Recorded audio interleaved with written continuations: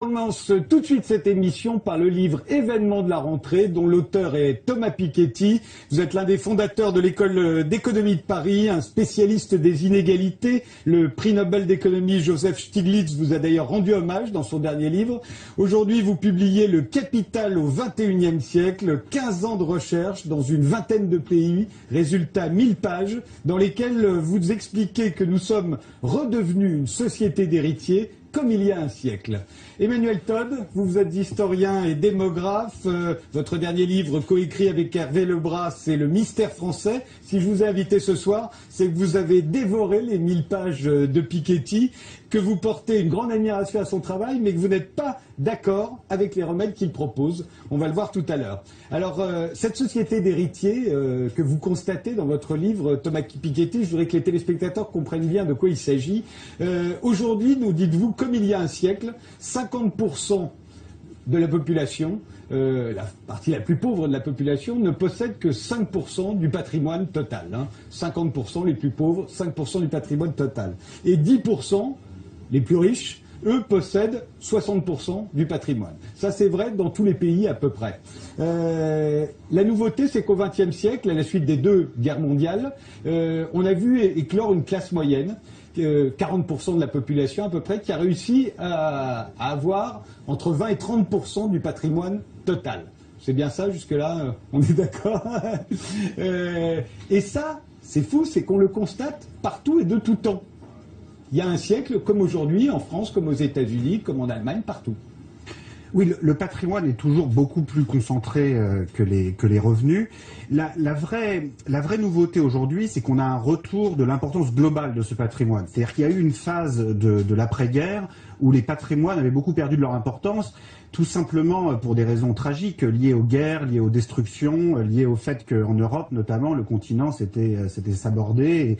Et bon, il n'y avait plus grand-chose à hériter, tout simplement, dans les années 50-60, ce qui en soi n'avait rien de positif. Mais ça a duré tellement longtemps, cette phase de reconstitution des patrimoines, qu'on s'est pris à croire que c'était permanent. C'est-à-dire que pendant les 30 Glorieuses, on avait l'impression que les inégalités patrimoniales appartenaient au passé, qu'on était passé à une nouvelle étape, à un capitalisme sans capital, sans patrimoine, ce qui, en fait, n'a pas de sens. C'est-à-dire qu'à très long terme, il n'y a pas de capitalisme autre que patrimonial, et on voit bien que les patrimoines aujourd'hui ont repris leur importance. Concrètement, si vous avez que votre salaire pour acheter un appartement à Paris ou dans une grande ville, vous avez intérêt à ce que ce soit un très bon salaire, parce que donc pour les générations nées dans les années 70-80, qui m'intéressent tout particulièrement, la situation est très différente des générations du baby-boom ou nées dans les années 30-40, qui, elles, effectivement, se sont beaucoup construites par elles-mêmes parce qu'il n'y avait pas grand-chose à qu'elles étaient dans cette période spéciale de l'après-guerre. Qui était une période très spéciale. Donc moi, dans ce livre, j'essaye d'abord, avant d'en arriver à des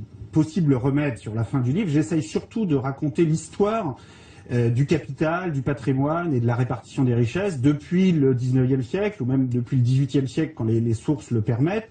Et donc c'est surtout un travail collectif. Je veux dire, beaucoup de chercheurs, Tony Atkinson, Emmanuel Saez, Gilles Postel-Vinet, Jean-Laurent Rosenthal, beaucoup de chercheurs ont participé à cet effort de collecte de données, notamment dans les archives successorales françaises.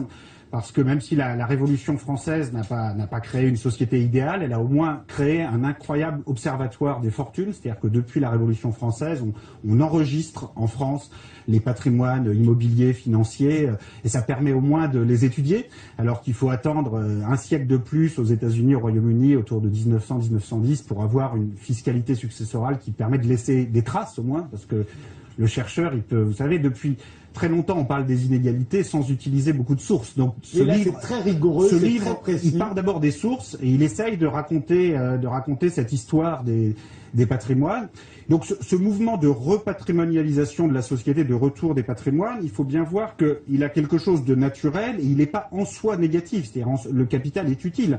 Simplement, ça nous fait réapparaître des inégalités très fortes qu'on croyait avoir disparu. C'est-à-dire qu'il y a eu un moment dans l'histoire, pendant les 30 Glorieuses, où on s'est imaginé que les inégalités pouvaient se lire uniquement à travers le travail. Les ouvriers, les employés, les cadres, avec des inégalités finalement raisonnables. Ou en tout cas, voilà, des inégalités de salaire sur lesquelles on pouvait ne pas être d'accord. Est-ce que le salaire des ouvriers, des cadres doit aller de 1 à 3, de 1 à 5, de 1 à 10 ? Mais disons, au moins tout le monde communiait dans le même culte du travail, il y avait un certain accord méritocratique. Là, aujourd'hui, on a un retour d'inégalité patrimoniale. Comme à la belle époque, hein, comme il y a 100 ans. Concrètement, la totalité de ce que possèdent les Français, ou d'ailleurs les Européens, puisque c'est vraiment un phénomène européen, la totalité de ce qu'on possède en patrimoine immobilier financier, après avoir retiré toutes les dettes, parce qu'on parle beaucoup des dettes publiques, des dettes privées, mais il ne faut pas oublier qu'en France, en Europe, on est très riche et on possède en patrimoine immobilier financier 6 ou 7 fois plus que toutes les dettes publiques ou privées réunies. Et au final, notre patrimoine net de dette représente actuellement entre 6 et 7 années de production nationale ou de revenu national. Et effectivement, il faut remonter à la belle époque pour retrouver un tel niveau de prospérité patrimoniale. Alors, dans les années 50, on était à 2-3 années. 4-5 années dans les années 70-80. Donc on a un processus très graduel et c'est pour ça que l'histoire est importante parce que une remise en perspective permet de bien voir ça. Et alors pourquoi on est dans une société d'héritiers? Vous nous expliquez que le problème c'est que le capital, le patrimoine donc, a un taux de rendement 4 à 5 fois plus élevé que la croissance moyenne de la production, c'est-à-dire l'augmentation des salaires, pour faire simple. C'est-à-dire que la croissance c'est 1,5% par an en moyenne sur la longue période, hein, sur un siècle. Il y a des moments où on est beaucoup plus 5-10%, mais c'est dans des moments de rattrapage, comme on a connu la Chine ou la France d'ailleurs pendant les 30 Glorieuses, alors que le capital, lui, c'est 4 à 5% par an. Oui, alors c'est une réalité éternelle, mais qu'on avait un peu oubliée au cours de ce long XXe siècle. Mais effectivement, jusqu'au XIXe siècle, c'était une évidence pour tout le monde que la croissance était très lente. 1% par an, vous savez, en fait, dans le très long terme, c'est une croissance relativement rapide, parce que 1% par an, ça veut dire que sur une génération, sur 30 ans, vous avez 30%, 35% de l'économie qui a été renouvelée. Donc c'est en fait une croissance assez rapide. Jusqu'au XVIIIe siècle, la croissance était encore plus lente que ça. Simplement, cette croissance de 1% par an, elle est plus faible que le taux de rendement du capital. Donc le taux de rendement du capital, très concrètement, c'est ce que rapporte en moyenne un patrimoine au cours d'une année. Donc, par exemple, si vous avez un appartement qui vaut 100 000 euros et que vous le louez 400, 500 euros par mois, donc mettons 5 000 euros par an, ça fait à peu près 5% de 100 000 euros. Bon, si votre appartement est 5 fois plus grand ou 10 fois plus grand, multipliez tout ça par 5 ou par 10. C'est pareil à peu près pour les actions. Pour les actions, ça peut être plus élevé, c'est plus risqué, donc on peut avoir des rendements de 6, 7, 8%.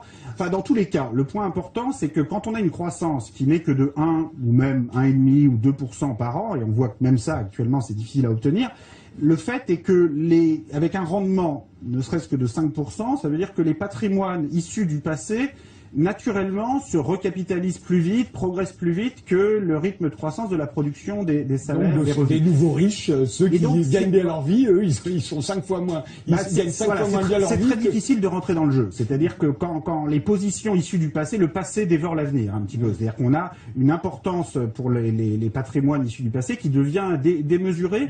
Et en même temps, il y a quelque chose de logiquement difficile, c'est difficile d'échapper à cette conclusion. C'est-à-dire qu'on l'a oublié pendant longtemps parce que pendant les 30 Glorieuses, comme la croissance était de 5% par an, bon, finalement, tout ça s'équilibrait un petit peu. Il était possible de rentrer dans le jeu uniquement avec son travail, simplement aussi parce que les patrimoines issus du passé avaient eux-mêmes subi des chocs terribles. Donc ce long XXe siècle, avec d'abord les chocs liés aux guerres, ce sont vraiment les guerres qui ont fait table rase du passé, en quelque sorte, au XXe siècle, hein, donc d'une façon tragique. Et puis après, la longue phase de reconstruction nous a fait perdre de vue cette réalité. Il y a un exemple excellent que vous donnez pour montrer à quel point ça renforce les positions acquises et ça creuse les inégalités. C'est le cas d'une héritière comme Liliane Bettencourt qui, en 30 ans, a vu son patrimoine augmenter autant que celui d'un entrepreneur comme Bill Gates.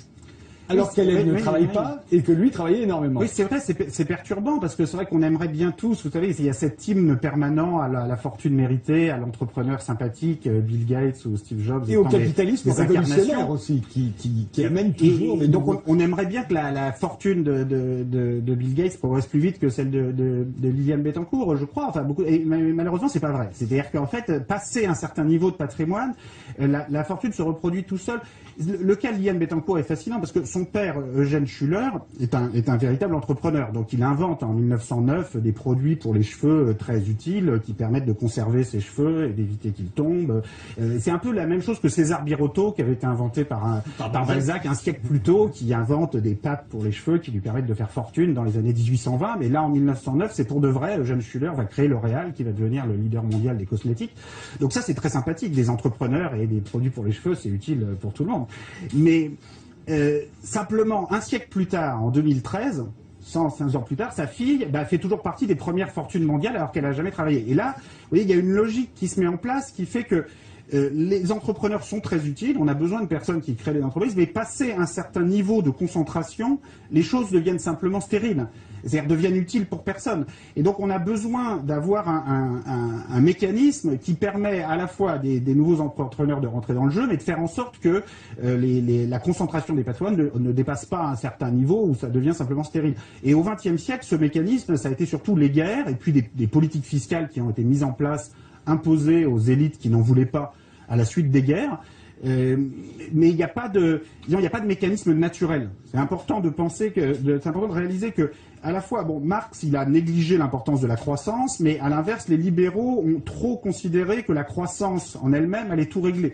Alors la croissance, c'est vrai qu'une croissance de 1%, c'est mieux que 0%, mais ça suffit pas pour équilibrer ce processus par lequel les fortunes, une fois constituées, se reproduisent plus vite justement que la croissance. Alors cette société d'héritiers que vous décrivez, elle règne sur le monde. Ce qui est vrai en France est vrai aux États-Unis, est vrai en Europe, est vrai un peu partout. Alors comment les déloger, ces héritiers Vous vous dites qu'il faut non pas augmenter les impôts, réduire au contraire les impôts sur le travail, et augmenter les impôts sur le patrimoine, de façon à ce que les 10% qui ont 60% du patrimoine soient taxés et que les 50% qui n'ont que 5% du patrimoine puissent un jour avoir une chance de les rattraper. C'est ça, et vous proposez que cet impôt, cette imposition, ce soit pas seulement en France, ce soit en Europe et ce soit même, pourquoi pas, dans le monde, une sorte de super ISF mondial. Oui, alors moi, dans la partie consacrée aux remèdes, je pars de l'idéal pour ensuite essayer d'aller vers le réel. Donc l'idéal, la solution civilisée et rationnelle à ce problème, ce serait effectivement un impôt progressif sur le capital prélevé à un niveau régional ou idéalement à un niveau le plus vaste possible. Régional, c'est la France. Régional, ce serait plutôt l'Europe, dans le sens, ou chinois ou américain, et avec une coopération entre ces différents blocs régionaux, par exemple sous forme des projets qu'on discute actuellement de transmission automatique d'informations bancaires qui permettent de savoir qui possède quoi où. Et ce serait ça la façon rationnelle pour les États, pour la puissance publique, de retrouver un peu de souveraineté pour contrôler, réguler le capitalisme financier. Parce qu'aujourd'hui, on a une situation où les États ne savent même pas qui possède leurs entreprises. C'est-à-dire que les jeux d'actionnariat croisé à travers des participations entre pays, à travers des paradis fiscaux, font qu'on ne sait même plus qui possède quoi. Donc, a fortiori, on a du mal à taxer les choses de façon juste et rationnelle.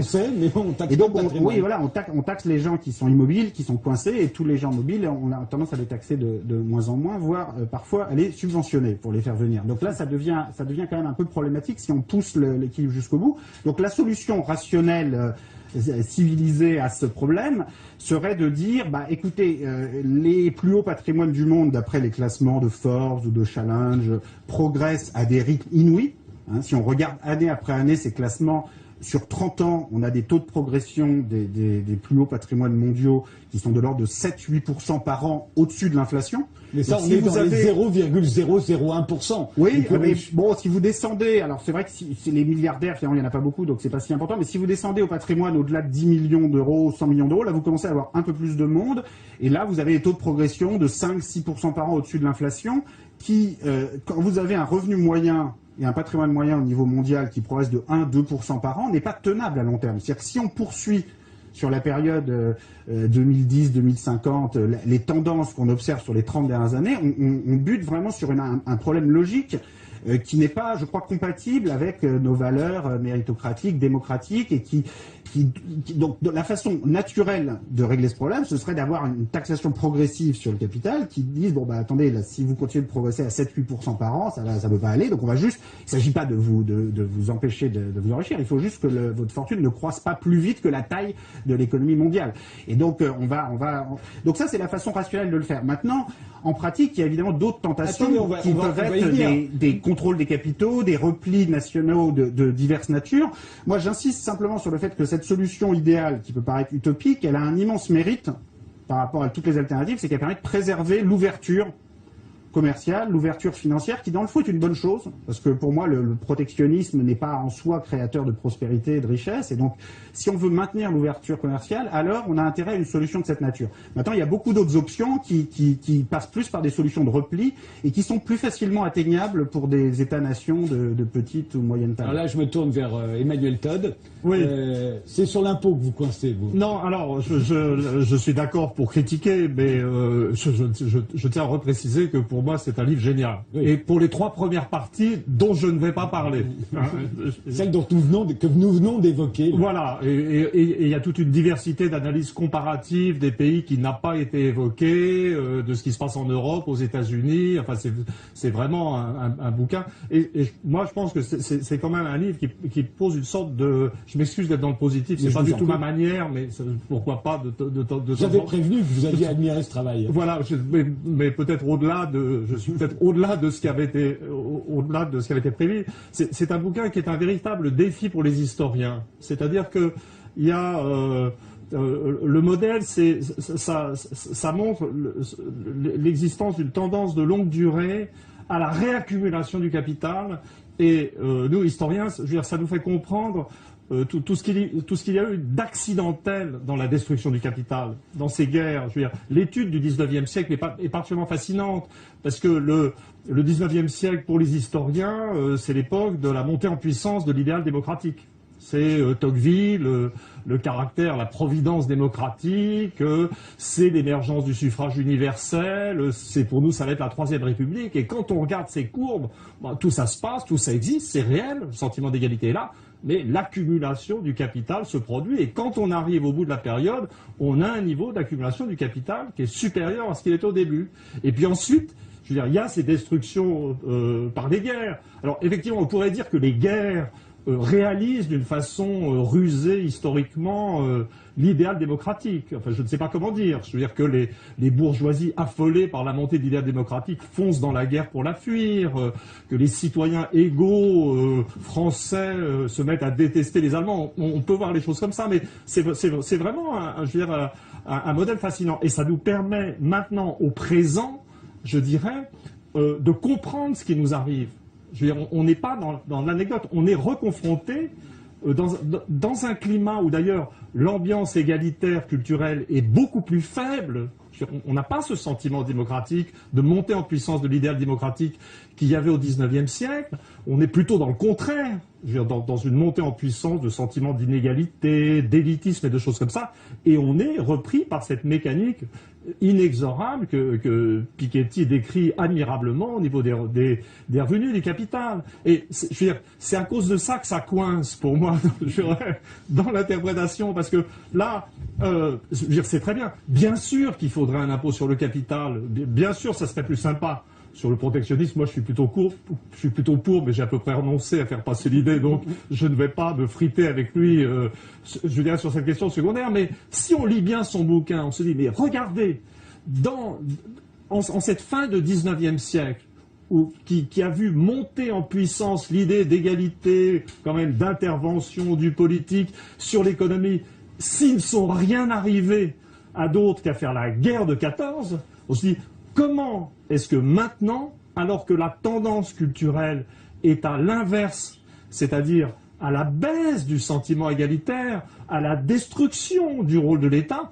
comment espérer imposer, vous voyez? Et donc en fait moi je préférerais revenir sur une phase positive sur le bouquin, parce que c'est vraiment un livre génial, quoi. Bon, et je veux dire, c'est une mine, mais on se dit, moi quand je lis ce bouquin, donc j'ai lu la fin, c'est plein de choses intéressantes, de propositions techniques, la dernière partie du livre, mais en fait moi ce que je me dis non mais la vraie conclusion du livre, c'est, bon, maintenant on est historien, il faudrait une bonne guerre. n'allons pas jusque-là, mais on se dit, donc on est confronté à un système qui, c'est pas les contradictions de Marx, hein, c'est autre chose. C'est plus fin que les contradictions de Marx, ce qu'il y a dans le Capital au XXIe siècle. Mais c'est quand même une mécanique inexorable de ce type. Et en fait, on se dit, mais bon, on va pas y arriver. Donc ces conclusions, ces impôts, etc., rien à cirer, c'est pas possible, c'est le contraire qui se passe. Les Européens sont en train de s'en foutre sur la gueule par la concurrence fiscale, en fait. Et on se dit, non, mais ce qui serait vraiment intéressant, c'est d'essayer de prévoir la forme que prendra la crise, cette fois-ci, pour résoudre la contradiction. Puisque, pour moi, le bouquin dit qu'on va vers une catastrophe.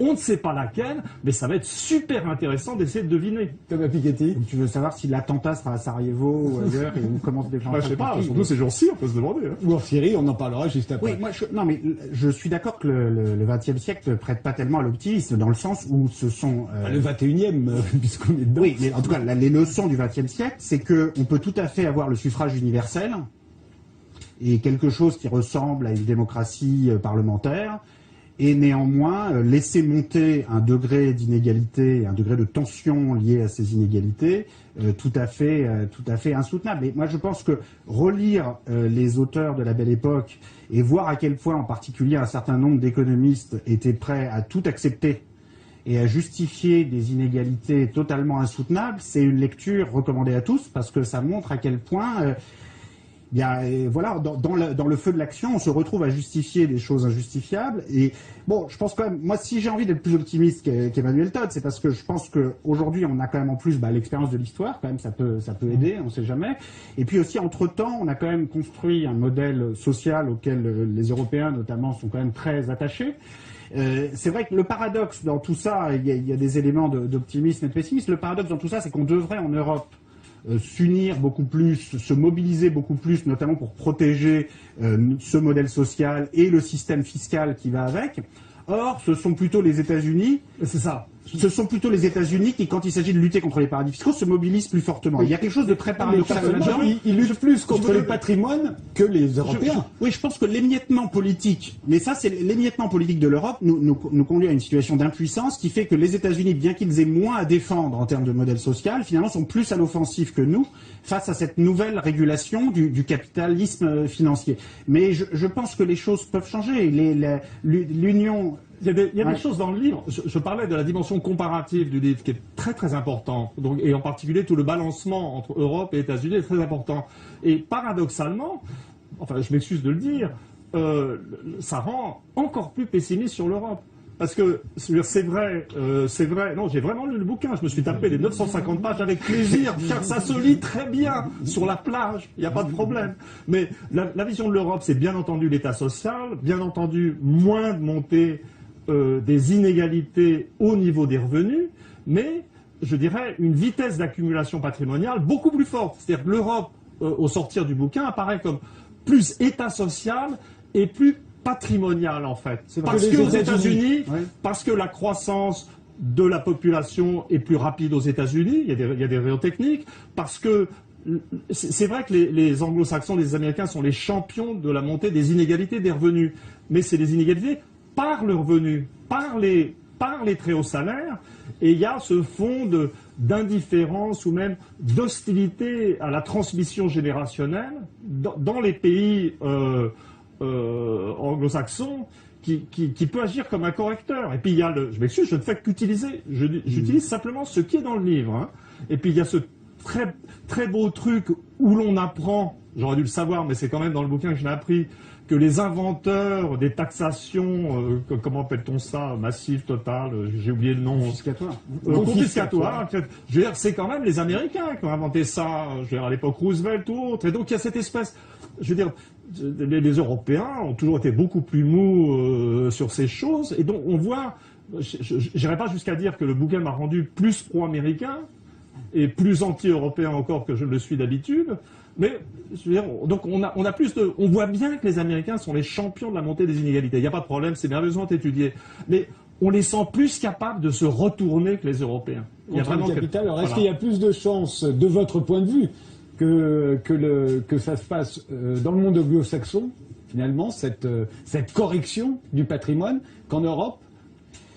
Je pense que chaque bloc régional a sa propre façon de réguler le capital. Donc les États-Unis, c'est un peu la régulation par la croissance démographique perpétuelle. C'est-à-dire qu'il faut bien voir que les États-Unis, c'était 3 millions d'habitants au moment de la Révolution française ou américaine, c'est 300 millions aujourd'hui. Donc c'est plus le même pays.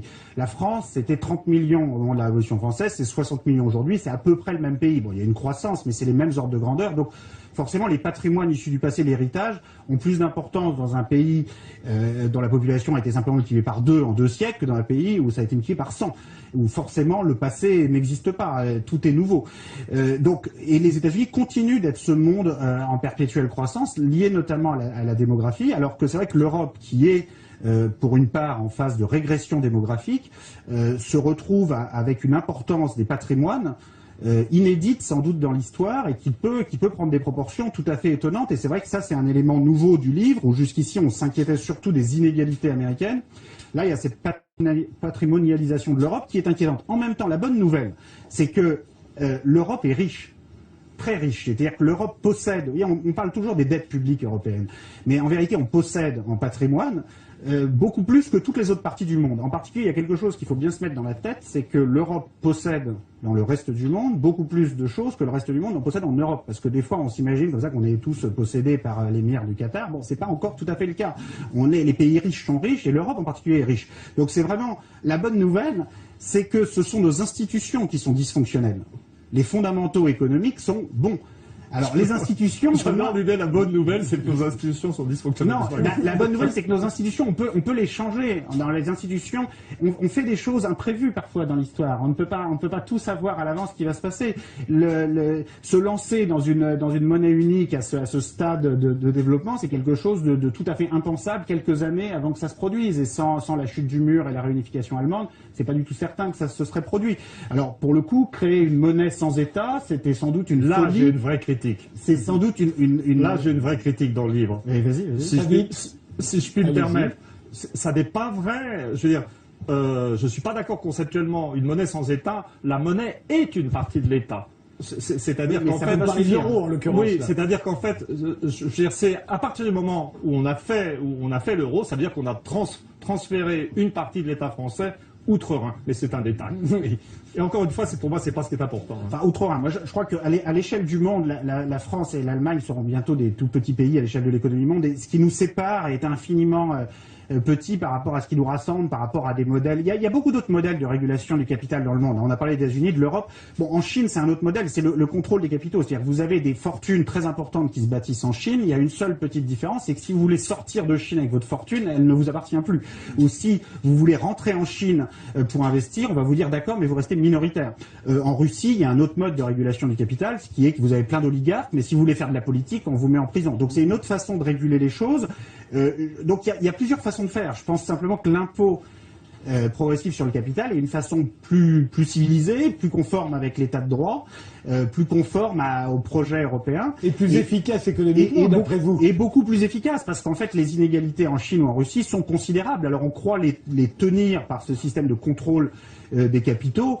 En fait, c'est un peu une illusion et personne ne sait, en termes d'équilibre politique interne, ce qui va se passer en Chine ou en Russie dans les décennies à venir. Donc, de toute façon, il n'y a pas de solution simple. Et la solution que je décris en particulier pour l'Europe, je prétends pas qu'elle soit simple, je dis juste qu'elle est plutôt moins inquiétante que les alternatives. Les alternatives étant une crise grave, une guerre, une révolution. Oui, ou un repli sur l'espace national, un repli protectionniste, une tentation hyper montebourgeoise, si vous voulez. Enfin, quelque chose qui revient à se centrer sur les entrepreneurs nationaux, les oligarques nationaux, qui dans le fond sont ni mieux ni moins bien que les oligarques étrangers. Et donc on a un risque de recentrage sur l'espace national qui, je ne reprends pas sur le protectionnisme en général, mais je me permets de noter que je me suis battu pendant des années pour l'idée de protectionnisme économique européen. Vraiment, j'ai gâché une énergie considérable. Mais non, pas gâché. Mais si. Et pour admettre que je vois bien que ce qui se passe en Europe n'est pas ça. Je veux dire, ce qui se passe en Europe, l'Allemagne, c'est pas le sujet. Je veux dire, c'est mais toi, tu dis la seule solution, c'est de déménager aux États-Unis. Bon, le bouquin est immensément plus intéressant que ce débat sur l'Europe. Merci tous les deux d'avoir participé à cette première émission de la saison.